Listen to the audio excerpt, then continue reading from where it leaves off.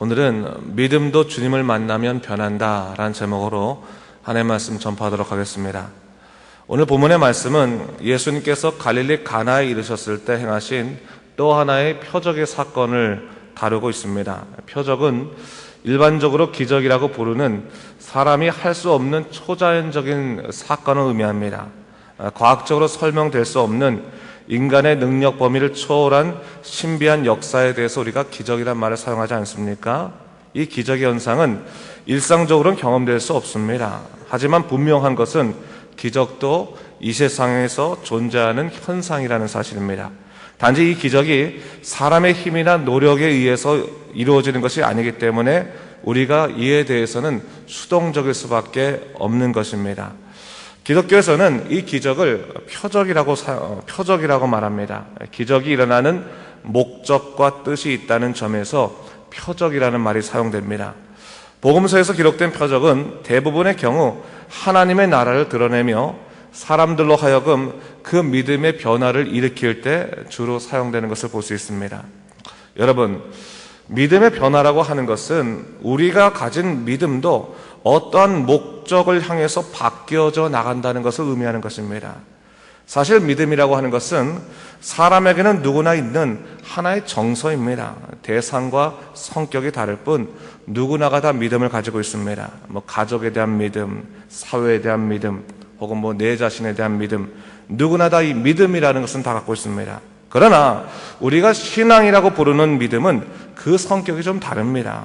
일반적인 자기 중심적인 믿음은 자아를 중심적으로 생성되지만 신앙은 성령을 중심으로 생성됩니다. 자기 중심적인 믿음은 자기를 보호하는 데 주 목적이 있지만 신앙은 자아를 벗어나서 하나님께 영광을 돌리는 데 그 목적이 있습니다. 그래서 일반적인 자기 중심적인 믿음과 신앙은 다른 것입니다. 사실 그리스도인들이 처음 믿을 때는요, 자기 중심적인 믿음으로 반응할 때가 적지 않습니다. 내 어려움이나 내 고통을 해결하기 위한 믿음으로 출발하지만 하나님께서는 성령으로 말미암아 우리를 더욱더 높은 하나님의 깊은 경지까지 이끌어내십니다. 이 믿음을 바꾸어내신다는 것입니다. 오늘 본문이 바로 그것을 이야기하고 있는 겁니다. 주님을 참되게 만나면 믿음도 뒤바뀐다는 것입니다. 오늘 본문을 보면 예수께서 갈릴리에 가셨을 때 그곳 사람들이 주님을 영접했다, 그렇게 이야기하고 있습니다. 44절에 주님께서 친히 증언하시기를 선지자가 고향에서는 높임을 받지 못한다, 그렇게 말씀하셨지만 사람들은 주님을 영접했습니다. 왜 그랬습니까? 그들이 예루살렘에 갔다가 주님이 행하신 사역을 봤습니다. 모든 것을 보고 나서 저분을 믿어야겠다라고 생각했던 거죠. 그뿐 아니죠.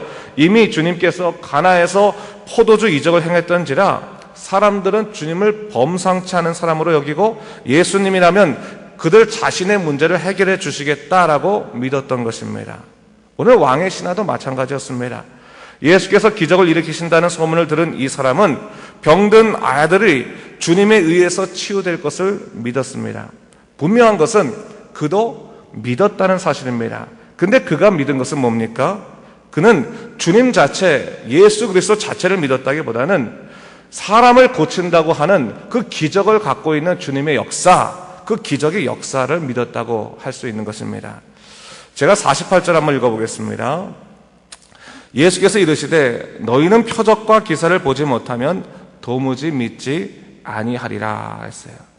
주님께서는 왕의 신하의 부탁을 듣고 나서 왕의 신하뿐 아니라 당시에 주님을 따르는 모든 자들에게 말씀하셨습니다. 너희가 나를 왜 따르고 있느냐? 나를 왜 믿고 있느냐? 너희 삶의 문제와 부족함만을 해결하기 위해서 나를 따르고 있느냐? 나를 믿고 있느냐? 그렇다면 너희에게 표적과 기사라는 부분이 제거된다면 과연 너희 믿음은 어떤 믿음이겠느냐라는 것을 얘기하고 있는 것이죠.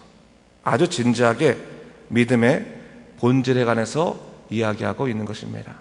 여러분, 겉으로 볼 때는요, 믿음이라고 하는 것이 다 비슷해 보입니다.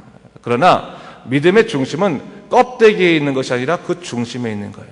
그 중심이 무엇을 바탕으로 하고 있는가? 정말 예수 그리스도의 참되신 구주 하나님 나라를 바탕으로 하고 있는가? 아니면 자기의 욕망이나 또 부족함에 대한 갈급함으로 그 중심이 되는가, 그 중심에 따라서 그 믿음이라고 하는 성격이 바뀌게 되는 것입니다. 아무로 겉으로 봐도 기도를 열심히 한다고 하더라도 그 마음의 중심 자체에 예수 그리스도에 대한 온전한 하나님 나라의 위탁의 마음이 없다면 우리는 우리의 갈급한 마음을 쏟아내는 것 그 이상이 될 수 없다는 것을 우리가 좀 기억해 볼 필요가 있습니다. 여러분, 오늘 본문을 보니까요, 주님께서 이 왕의 신하에게 어떻게 보면 믿음의 변화를 요구하신 거죠. 그러나 또 한편은 뭡니까? 인간 스스로는요, 믿음의 변화를 이뤄낼 수가 없는 거예요. 그렇지 않겠습니까? 인간이 아무리 열심히 내가 믿겠다, 아무리 열심히 내가 변하겠다고 생각할지라도 자기가 경험해보지 않은 세계를 경험해볼 수는 없습니다. 여러분, 그렇지 않겠습니까? 제가 가끔 가다가 옛날에 한국에 있을 때 그런 경험을 했었는데, 어떤 분이 미국에 관해서 굉장히 얘기를 잘 하시더라고요. 굉장히 너무너무 얘기를 잘 하시고 그러셔갖고, 야, 미국에 참 많이 갔다 오셨습니까? 그랬는데 내가 며칠 전에 말했지만 여행 안 갔다 온 사람처럼 미국에 한 번도 갔다 오지 않으신 거예요. 그럼 이런 얘기를 다 하더라고요. 근데 제가 미국에 한 번 가 살다 보니까 그게 아니더라고요. 그분이 말씀하신 게 틀렸어. 근데 그분은 그냥 들은 그 동량으로 그렇다라고 생각했던 거예요. 만남이라는 것과 삶이라는 것은 다르다는 것이죠. 그런데 이게 마찬가지인 것입니다. 어떻게 보면 연약한 인간이 하나님 중심의 믿음을 가진다고 하는 것은 자기 스스로의 힘으로는 불가능한 일입니다. 오히려 자기는 뭘 할 수 있는 겁니까? 내려놓는 일을 할 수 있는 거예요. 하나님, 저는 아무것도 할 수 없습니다. 저는 주님 아니면 아무것도 아닙니다. 이 내려놓게 되면 그 내려놓은 그 빈 공간에, 빈 자리에 성령이 임하시사 성령께서 우리의 믿음을 바꿔주시더라는 거예요. 그 변화의 과정이 바로 여기 있는 것입니다. 어떻게 보면 주님께서 이 연약한 이 왕의 신하의 믿음에 대해서 어떻게 하신 것입니까? 한 걸음 더 나아가서 그에게 어떤 문제를 제기한 거예요? 네가 지금 갖고 있는 믿음, 표적을 위한 믿음이냐, 아니면 진정한 구원을 위한 믿음이냐, 만남을 위한 믿음이냐 라고 요구하셨을 때 아마 이 왕의 신하는 깜짝 놀랐을지 몰라요. 자기가 열심히 믿음이 있다고 했지만 그 믿음의 대부분의 것들은 자기의 부족함이나 연약함들, 자기의 어떻게 보면 욕망을 해결하기 위한 하나의 근거밖에 되지 못했구나라는 생각을 할 수도 있을 겁니다. 바로 그렇게 치고 들어가신 거죠. 주님께서 치고 들어가신 거예요. 그러면서 주님께서 뭘 얘기하신 겁니까? 상황의 문제를 뛰어넘어서 하나님 나라를 바라보는 것이 믿음이다라는 것을 우리에게 가르쳐 주시는 것이 바로 이 복음서의 쭉 내용입니다. 여러분, 우리가 예수 그리스도의 사역 자체를 봐야 될, 예수님이 하신 그 모든 삶의 일들을 봐야 될 이유는 뭡니까? 예수님의 그 가르침이 우리의 믿음의 방향이 어디로 가야 되는지를 분명히 보여주고 있기 때문에 그렇습니다. 여러분, 많은 사람들이 예수님이 무엇을 말씀하셨는가는 생각하지 아니하고 예수님을 통해서 우리의 문제가 해결되기만 바랄 때가 참 많이 있지 않습니까? 근데 가만히 한번 생각해 보세요. 예수님이 계시던 그 당시에도요, 예수님의 말씀에 집중한 사람보다는 예수님의 기적에 집중한 사람이 훨씬 더 많았습니다. 예수님이 언제 가장 큰 인기가 있었냐면 오병이어 사건 이후에 예수님의 인기가 하늘을 찌르게 돼요. 정말 그 당시에 유대 지방에 예수라는 이름 자체가 가장 유명했던 시기는 오병이어 사건 이후였습니다. 산상수훈 사건 이후가 아니라 오병이어 사건 이후였다는 거예요. 사람들은 예수님의 가르침보다 예수님의 기적을 더 바란다는 거예요. 그리고 그렇게 예수님의 기적을 바라면서 쫓아했던 그 사람들은 단 얼마 되지 못해서 예수님에게 돌을 던지는 폭도로 변했습니다. 왜요? 자신의 연약함과 부족함을 채워주지 않을 것 같으면 내게는 적이다, 내게는 필요 없다라고 말한 것과 똑같기 때문에 그렇습니다. 여러분, 이것이 바로 오늘 우리가 갖고 있는 믿음에 있어서의 변화의 중요한 갈림길인 거예요. 내 중심적으로 살아왔던 믿음에서부터 하나님이 이끌어 가시는 성령 중심적인 믿음이 바뀌는 것이 얼마나 중요한 것인가, 우리의 삶을 돌아볼 수 있는 거예요. 당시 예수를 따르던 그 사람들을 통해서 예수님의 말씀에 집중했던 제자들은 어떻게 합니까? 나중에 마가의 다락방에 가서 주님 오실 것을 기다리면서 눈물로 기도하다가 어떻게 됩니까? 성령을 받는 사람이 됩니다. 그러나 예수님의 이적만 따르던 사람들은 예수님의 말씀들이 자기 머리에 이해되지 않으니까 어떻게 합니까? 뒤돌아서서 가지 않습니까? 다 떠나갈 때 주님께서 제자들에게 향해서 너희도 떠나려느냐 그렇게 말씀하지 않으세요. 바로 그것이 어떻게 보면 인간이 가지고 있는 믿음의 한계라고 볼 수 있는 것이고, 오늘날 우리 믿음을 성령 안에서 철저하게 점검받지 않으면 안 된다는 그런 우리 실존의 문제라는 것을 우리가 좀 기억할 필요가 있는 것입니다. 오늘 50절을 보니까요, 주님께서 그에게 말씀하시기를 가라, 네 아들이 살아있다라고 말씀하셨습니다. 한 번도 그의 아들을 본 적 없는 주님이 단호히 네 아들이 살아있다 하셨을 때 이 왕의 신하는 사실은 하나님의 성령의 역사로 아마 그랬을 것 같습니다. 가지도 아니하고 네 아들 살아있다라고 한마디에 내 아들 살아있겠구나라고 생각하면서 다시금 자기 집으로 발을 돌리지 않습니까? 그때 그 사람이 생각한 것은 아픈 자기 아들의 상황을 생각한 것이 아니라 뭘 생각한 거예요? 주님의 말씀 한마디를 생각했다는 거예요. 그 한마디를 믿었다는 겁니다. 상황을 믿은 것이 아니라 뭐예요? 말씀을 믿었다는 겁니다. 거기에서 놀라운 역사가 계속 진행됨을 성경은 얘기하고 있습니다.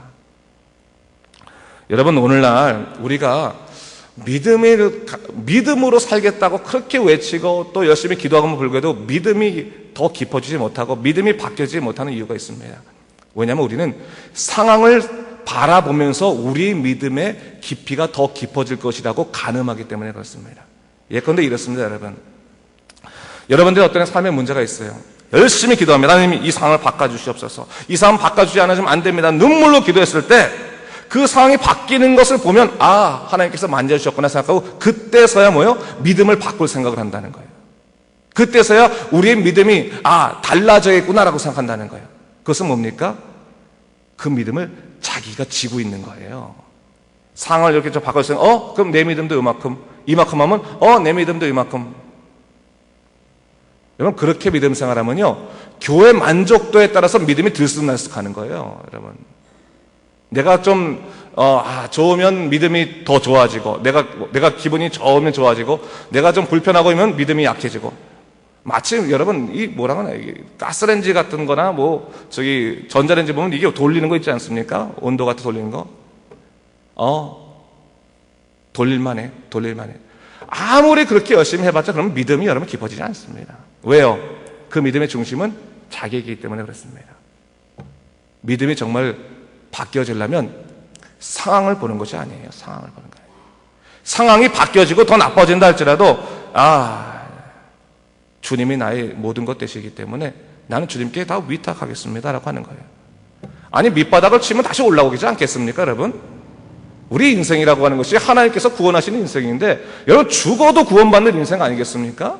근데 뭘 그렇게 두려워가지고 우리가 스스로가 상황에 따라서 우리의 믿음의 그런 스위치를 돌렸다 놨다 합니까? 이건 그렇지 않아요. 우리가 중심된 게 아니라 아예 이제부터는 내 믿음을 내가 주장하지 않겠습니다. 내 믿음은 없습니다. 하나님께서 내게 주신 믿음만 있고 하나님의 주관하신 믿음만 있을 뿐입니다 라고 했을 때, 그때서 우리는 자유함의 기쁨을 누리게 되는 거예요. 자유함의 기쁨. 여러분, 신앙의 가장 큰 유익이 뭘까요, 여러분? 우리가 기도한 것보다 척척 응답되는 그 응답의 어떤 결과가 우리에게 기쁨이겠습니까? 물론 그런 기쁨이 있습니다. 응답되지 않는다는 거 아닙니다. 기도하면 응답됩니다. 여기도 오늘 왕의 신하도 응답됐습니다. 그러나 응답의 결과 자체가 우리 믿음의 근거가 돼서는 안 된다는 거예요. 뭡니까? 내가 바라보는 주체가 누구인가? 예수 그리스도 때문에 우리 믿음이 형성되는 것이지 결과가 아니라는 거예요. 그렇다면 결과만 중심이 한다면 우린 꼭 예수님을 안 믿어도 되는 거예요. 누구를 믿든지 결과만 만들어주면 그분을 믿으면 되는 거 아니겠습니까? 어떤 사람은요, 그런 말 하더라고. 예수 믿어가지고 말이야, 야, 너 복도 못 받고, 너 일만 자꾸 막 틀어지고, 너 잘 되는 것도 없는데, 그러면 예수 못하러 믿냐? 나처럼 봐라. 나를 믿고 열심히 살았는데 너보다 훨씬 더 잘 살잖아. 야, 예수 믿지 마. 소용없어. 그때 혹시 여러분들이 흔들리는 믿음 갖고 있으면 딱 생각하면 돼. 야, 내 믿음이 내 중심적인 믿음이구나. 하나님이 이끌어 가시는 게 아니구나. 여러분, 상황에 이끌리면요, 사람이 되게 초라해지고 초조해집니다. 그래가지고 아무것도 하지 못하는 거예요. 자유하지 못하는 거예요. 그러나 하나님께서 이끄시고 나면 그 다음부터는 우리 생명도 다 주님의 것이거든요.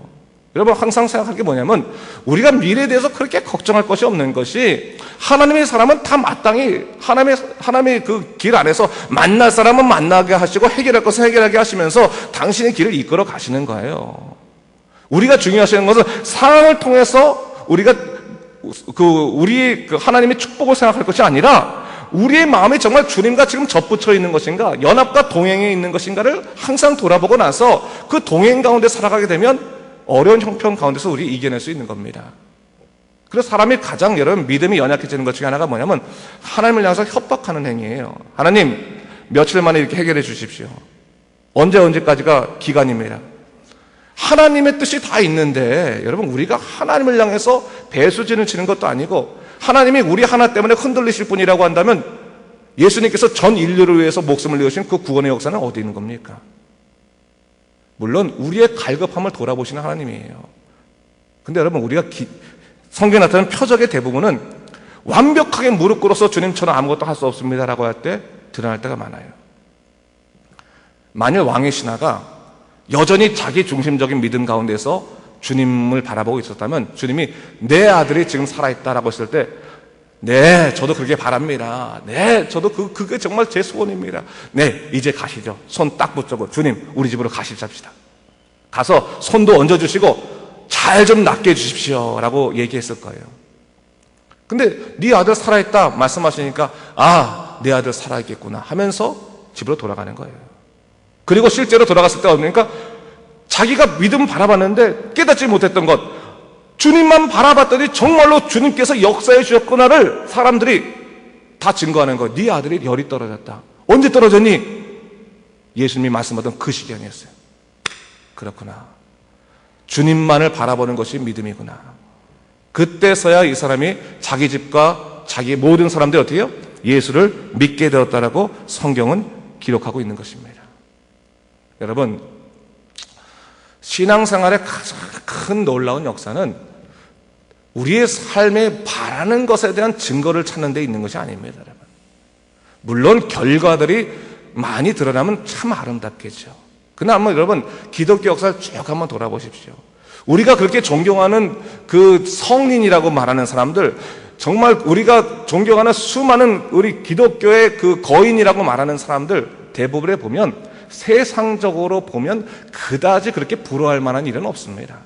뭐 그런 사람들 중에서 뭐 대기업 회장으로서 뭐 죽었다, 뭐 그런 사람들이 세계적인 부호로 죽었다, 그런 사람은 그렇게 많지 않습니다. 대부분 어떻게 보면 마지막에 주님을 향해서 목숨을 내어놓는 그런 사람들이었습니다. 근데 그런 사람들 보면요, 한 가지 분명한 특징이 있어요. 죽음을 맞이하는 데 있어서도 자기가 예수를 믿었다고 하는 것을 후회하지 않아요.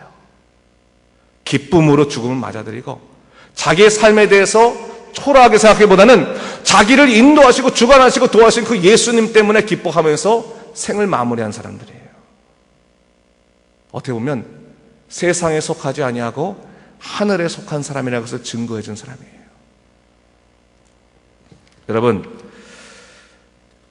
여러분은 땅에 속하고 싶습니까? 하늘에 속하고 싶습니까? 그건 우리에게 아주 중요한 실존적인 질문입니다. 근데 재미있는 것은 하늘에 속하면 생각은 달라진다는 거예요. 달라진다는 거예요. 예수 그리스도를 따르던 예수님의 제자들도 사실은 예수님이 승천할 때까지 하늘에 속한다는 것이 무엇인지 잘 몰랐어요. 근데 마가의 다락방에서 성령이 완전히 임하셔서 그들을 변화시킨 다음에 그들이 하늘에 속한다는 것이 무엇인지 깨닫게 되고 그 다음부터는 세상을 추구하는 것이 아니라 뭡니까? 하나님 나라를 추구하는 사람이 됐던 겁니다. 전 여러분들이 사업 그만두시고 목사하고 선교사라고 하는 그 말을 하는 것이 아니에요. 신앙은 삶이라는 겁니다. 그 삶도 그리스도와 연합된 삶이라는 겁니다. 삶에는 언제나 뭐가 있어요? 아픔이 있고 즐거움이 있고 질병이 있고 생명이 있고 또한 죽음도 있는 거예요. 기쁨, 즐거움, 생명 이것만 추구하면 반쪽짜리 삶인 거예요. 그렇죠? 살다 보면 아픔도 있고 질병도 있고 실패도 있고 죽음도 있을 수 있습니다. 그러나 여러분 놀라운 것은 뭐냐면 그 아픔의 자리에도 누가 계세요? 예수님이 계시고, 우리의 죽음의 자리도 주님이 계시기 때문에 우리가 하늘에 속해서 구원받는 믿음의 사람으로 살아갈 수 있는 것 아니겠습니까? 자유함을 누리십시오. 자유함을. 뭔가 세상적으로 더 많은 것을 누리려 하다 보면 자유함을 누릴 수 있는 시간을 빼앗기게 되는데, 나중에 여러분 인생을 돌아보게 되면 자유하지 못했던 그 인생 제일 후회스러운 겁니다. 다시 한번 돌아보고 믿음으로 우리가 오늘도 하나님이 주신 그 자유함으로, 기쁨으로, 또 능력으로 살아간 여러분 되시길 주님의 이름으로 축원합니다. 기도하겠습니다. 주님 감사합니다. 하나님께서 우리와 함께 하시니 주의 놀라신 능력의 역사가 여기 있음을 깨닫습니다. 살아가면서 답답하고 힘들고 고통스러운 건 많이 있지만 주님만을 바라봅니다. 주님께서 나를 이끄셨으니 주여, 나로 하여금 인생의 자유함을 누릴 수 있도록 주 인도하여 주시옵소서. 세상 것에 발목 잡히지 않게 도와주시고 하나님의 귀하신 나라 가운데서 복음의 삶을 누리는 귀한 백성 될 수 있도록 인도하여 주시옵소서. 감사드리며 예수님 이름으로 기도드립니다. 아멘.